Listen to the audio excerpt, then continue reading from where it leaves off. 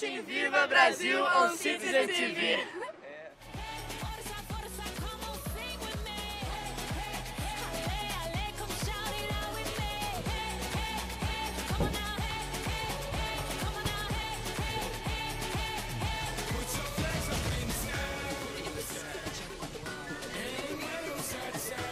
Right, welcome back to Viva Brazil. Now, I can't see CD anywhere in studio. I have no idea what she's going to do, but I hope it's a cooling break for CD, and hopefully she'll be back in the next couple of minutes. Let me read two quick SMSs, 22422. Send as many texts as you can. We'll try and read as many of them also, and hashtag Viva Brazil on Facebook and on Twitter. But one here, big up Mose for raising that issue here, institutional clubs.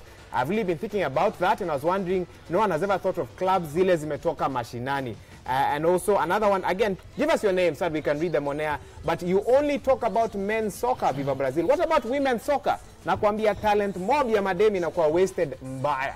So just sentiments, and maybe towards the end, maybe on Friday, who knows, we might talk a bit about women's soccer on the global scene, but also here locally, what is happening in regard to that. But now, I'm joined by our guest analyst of the day. Every day we try and have someone who's talked to us either on Twitter, on Facebook, or on 22422. And today, Shadrach Otieno is joining me in studio, a businessman. Karibu, Shadrach. Asante. Good, good, good. Tell me about your views on the World Cup so far. Do you like the way it's been progressing? Yeah, I really like the way it's progressing. Brazil have hosted a very good World Cup. And compared to what we used to, we thought that it won't be that much because it wasn't so publicized. Yes. And everything. I think they've really done a good job. You're wearing a Ghana jersey. Yeah. Tell me your take on African teams and their exit from the World Cup.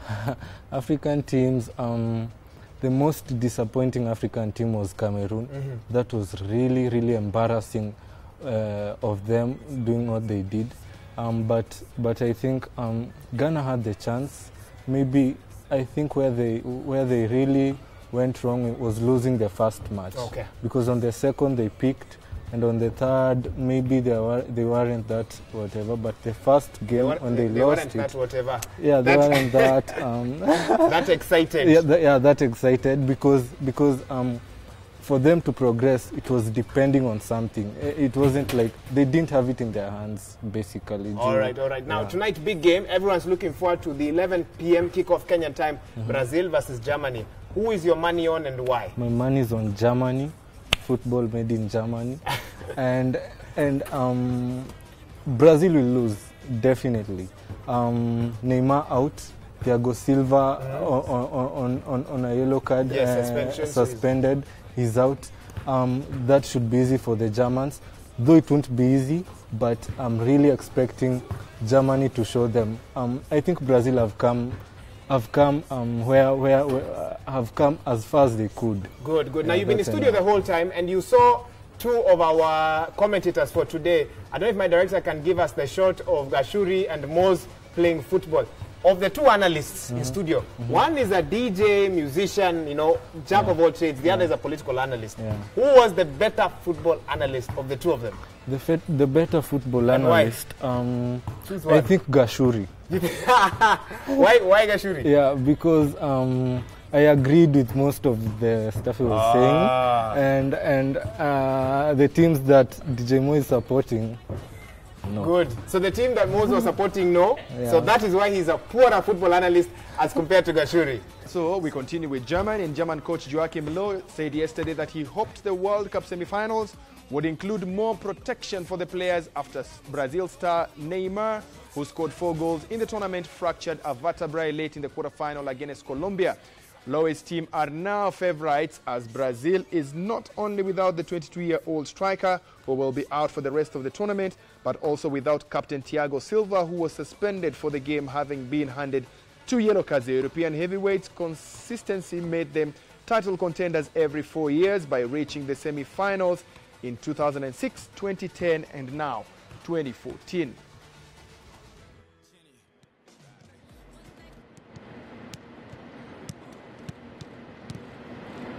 Paarung in einem Halbfinale hat ja auch manchmal irgendwie eine gewisse Eigen. A matchup in the semi-finals has its own dynamic. You can't always forecast it. I think both teams will do everything tomorrow to play their own game. They will of course try to win. Both teams have this big motivation to play in the final. For us, it is a special challenge to play the hosts in the semi-finals. In dieses Finale hier zu kommen, für uns ist es natürlich eine ganz besondere und große Herausforderung, in dieser Konstellation im Halbfinale gegen den Gastgeber zu spielen.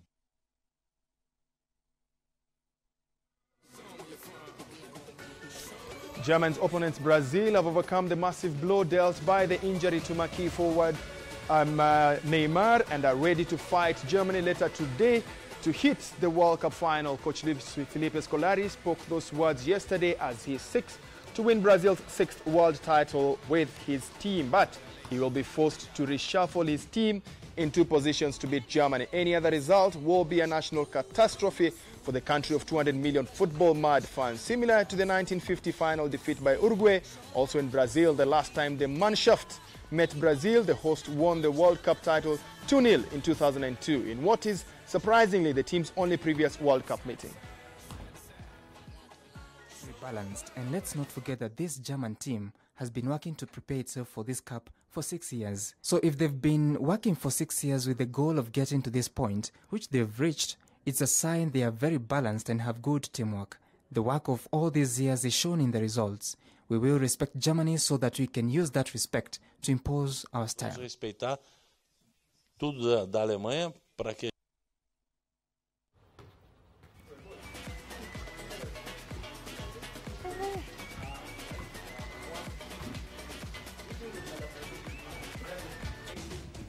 Kutuacha sisi wote. Iko shida. Germany ingekuwa cover.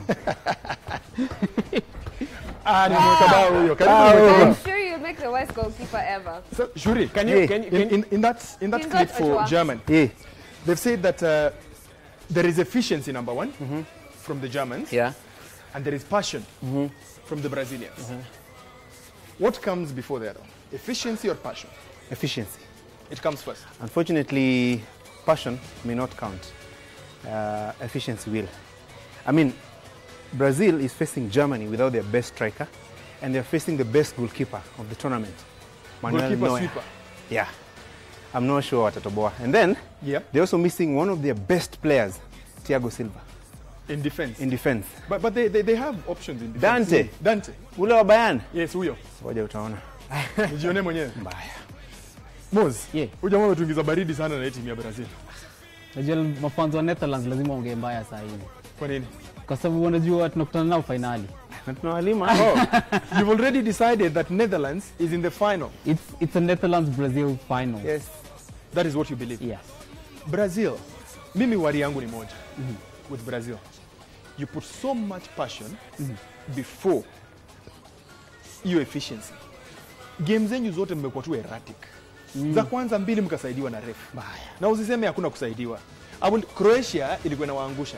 You got a dubious penalty, and the third goal, actually, Ramirez fouled a guy. Referee akasema play on. But see, this is humanist era. Both of them, they go together. You know, but we have to give it up for these guys. I think what's happening with the Brazilian team, there's a lot of pressure. You know, this is a young team. You know, they are hosting the World Cup in their country. So the expectation of all those millions of people on this team and to make sure that they take the World Cup home with them. Kwani these other 31 teams don't have millions of people? Wako home. You know, there's that home advantage. There's that pressure that the fact that you hold it, you're the one who's hosting the World Cup in your country. The fact that you decided that the World Cup is going to be built around Neymar. Is that now a headache for the coach because you have to go into plan B, and plan B, you never saw if it's going to be possible to get into plan B? See, I think that's one of the big misconceptions in this World Cup, where everyone thinks that for Brazil to win, Neymar has to play. But he's been involved with all the goals he's scored. He has, but at the same time, if you look at, let me highlight a classic example. When Brazil was playing against Cameroon, now wakati wa Neymar mapema, take it in the 70-something minute. Hiyo ni mapema. I mean, it's 70 minutes. Ni mapema it's not, but I'm telling you one of the best things that happened. 92th minute. 92th. I tell you something, maybe. You know, the chemistry that there was between. I mean, Oscar now becomes a much more valuable player. You get someone like Hulk also now starts shining at that moment, because now the pressure stops from being this one man and it becomes a collective effort. That's the best. That's something the best that could have happened to Brazil today is that Neymar is not playing today and also in the final. Would it be the same would the reverse be true, Shuri? Because Germany don't have that one person that they look upon to as in window talisman. Wow, wanasonga tu. And you know, that's the whole issue of efficiency. You play as a team, you attack as a team, you defend as a team. Unajua? Lakini sasa Brazil wanajua ni Neymar. Ball zote yeye ndiye center of attraction pale. Kama ni kufunga yeye ndiye anataka nafunga mabao pale. Alafu unapaka mpira mafuta kwanza. Lotion nini. Sasa Germany mtadu nini vile Neymar acheze leo? Mko mkistadi mnafikiria vile mtaenda kushika Neymar. Sasa Neymar yuko kwa. Not really. By the way, Germany watawachapa vizuri sana kwanza. Mimi naona hivyo ukichapo. Kwanza the biggest problem that you have today is that defender Dante guy. I see him fouling somebody for box. He's a bit clumsy, yeah? He's a bit clumsy. He's a bit clumsy. I'll tell you, this conversation has been on since yesterday. And the moment we knew the semi-final pairings, my take was this. These two teams are matched on very different things. Yep. They are equal on very different things. While Germany are efficient, Brazil wako na passion inawafuatilia. While Brazil have got an attacking front that is deadly, Germans are efficient at the back. They just do enough. And when the defense is not enough, the goalkeeper does it. Yeah. My take is 120 minutes, Germany to take it on penalties. Because it gets to penalties, Brazil are out. But my take is, Germany have a very good defense. Brazil don't have a very good defense. In fact, your final word is what? My final word is Brazil 1, Germany 2. Moz? Okay. My final take is this. Brazil 2, Germany 0. 2-0. 2-0. 2-1. 2-1. Penalties. Well, yesterday we said we'll give jerseys to two people who will give us best messages on their World Cup so far. And Shadrack Otieno is already here with us. He said, I cannot be having a jersey na munieki kwa show. How? Munafikiri nyinyi nani? So we had to bump off some guys. He had to join us on set. But then the other one was worn by Janet from Kisumu, if I remember very well. And we said, when Lupita called her, she said, I am not in Nairobi, I'm in Kisumu, lakini nitatuma trusted lieutenant. And ule Lupita mnasemanga ndio huyu yako hapa on set. Lupita peana jazi. Lupita? That is William Onyango. William Onyango is collecting on behalf of Janet. So Janet, usiseme jazi hatukupeana, ndio hii on national TV. Akiingia mitini, shauri yako. Sisi hatuko hapo. And Bwana Director is telling us, Wahiga, tokeni, mutoke, sai, get out. You're already overrunning. We're already overrunning. All right. Remember, Mike, our guests all get to walk away with a hamper from Gillette.